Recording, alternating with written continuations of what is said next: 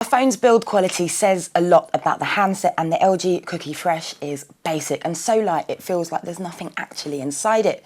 Now clearly it's the successor to the LG Cookie, and considering it's packing a 2-megapixel camera, this is obviously a budget handset. But for a budget handset, it is packing some rather nifty features like gesture control, which we've seen on LG handsets in the past. So for example, you can use it to unlock the screen, launch your contacts or launch your messages. It's got a 3-inch resistive touchscreen, and there are 3 home screens for you to play around with. So there's one for your most frequently used widgets. Now there's a variety of widget templates to choose from, each offering a different widget layout. So for example, the layout you can see now allows you to have 3 regular sized widgets and a slightly larger one on the page. And as you can see, each widget template differs quite significantly from the next, providing a nice selection and giving you the choice of how you want your widgets to appear on the home screen. And you can drag and drop the widgets to and from the widget menu accordingly. Now unfortunately you won't be able to download more applications and widgets. The phone is limited like that, which is great if you're a Facebook user, because as you can see, Facebook is included in the widgets, but not so much if your allegiance lies with Twitter.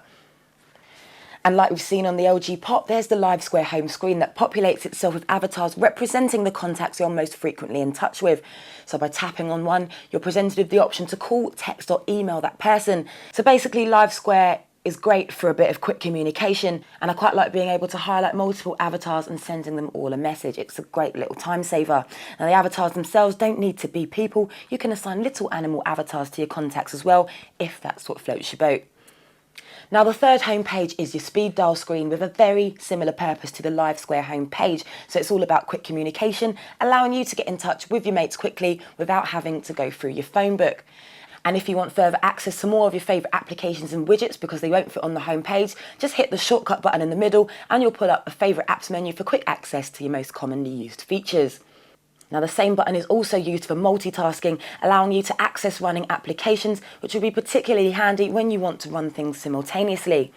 LG have also packed a serious amount of haptic feedback into the Cookie Fresh, and depending on your opinion, this could either be really annoying or really helpful when you're navigating your way through the phone. Now, as I mentioned earlier, there is a 2-megapixel camera, so needless to say, don't expect any flash. So it's slightly lower spec than the original Cookie, which was sporting a 3-megapixel camera. So obviously, don't expect high quality pictures, but it will definitely suffice if you just want to capture the moment. Okay, so moving on to connectivity, and the Cookie Fresh is one big fat letdown. There's no 3G, there's no Wi-Fi, so needless to say, browsing the web is going to be a pretty disappointing experience. Not to mention, loading Facebook is pretty painful.